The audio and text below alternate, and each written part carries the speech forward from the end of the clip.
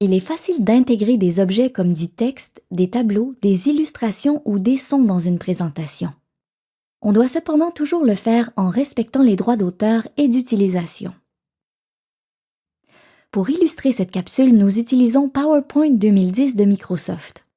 Vous pourrez constater que la forme de certains logiciels de présentation diffère et que chacun a des particularités qui lui sont propres. Par contre, les principes d'intégration des objets restent les mêmes. PowerPoint est un des logiciels de référence en matière de présentation assistée par ordinateur. Lorsqu'on prépare une présentation, à moins de créer soi-même tout son matériel, il est essentiel de citer sans exception toutes les sources qu'on utilise. Qu'il s'agisse de textes, de tableaux, de graphiques, d'images, de photos ou d'illustrations, de vidéos ou de sons.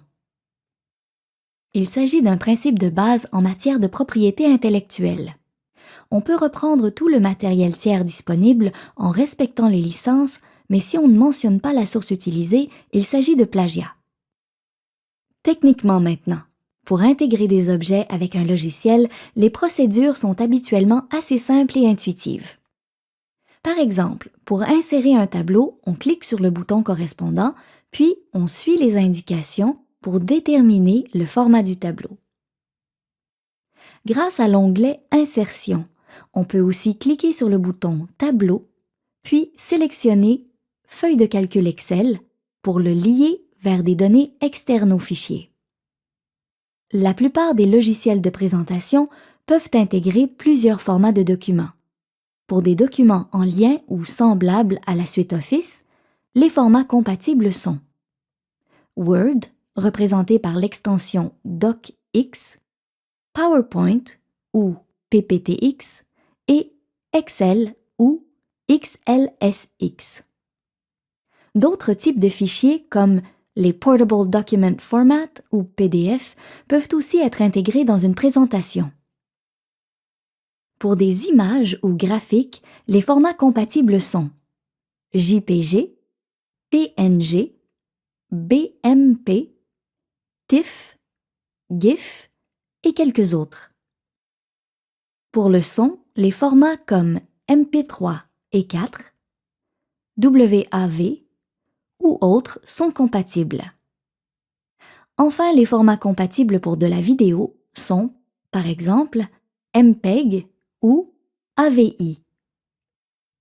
Pour insérer du texte dans une présentation, il suffit d'écrire le texte dans l'espace réservé à cette fin ou de cliquer sur l'onglet « Insertion », de repérer le groupe « Texte », puis de cliquer sur le bouton « Zone de texte ».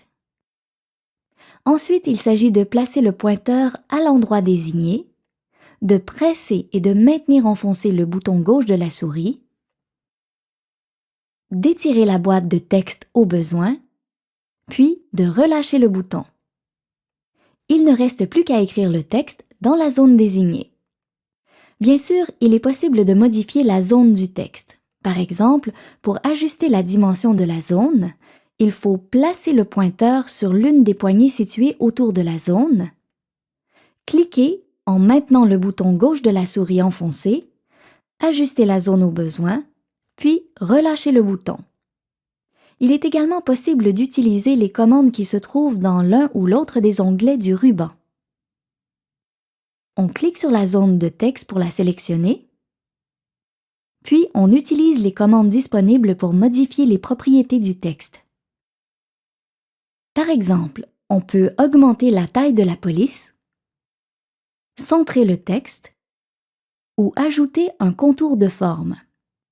Pour insérer du texte à partir d'un logiciel de traitement de texte, il faut sélectionner le texte, cliquer sur « Copier », accéder de nouveau au logiciel de présentation, cliquer sur « Coller », puis apporter au besoin les modifications à la zone et au texte. Voilà, vous pouvez maintenant intégrer des objets dans un logiciel de présentation. Et n'oubliez pas de prêter une attention particulière aux droits d'auteur. Bon travail!